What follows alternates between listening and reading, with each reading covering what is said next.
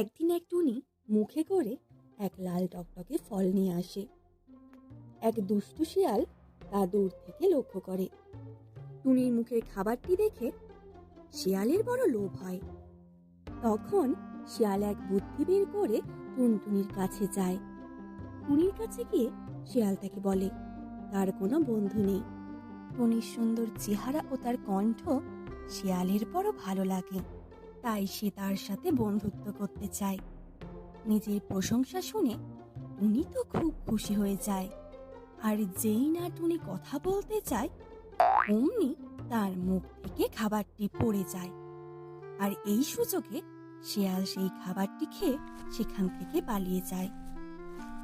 বন্ধুরা, তাহলে কি শিখলে? দুষ্টু লোকেরা নিজেদের কর্মসিদ্ধি করবার জন্য যতই প্রশংসা করুক না কেন, আমাদের কখনোই সেই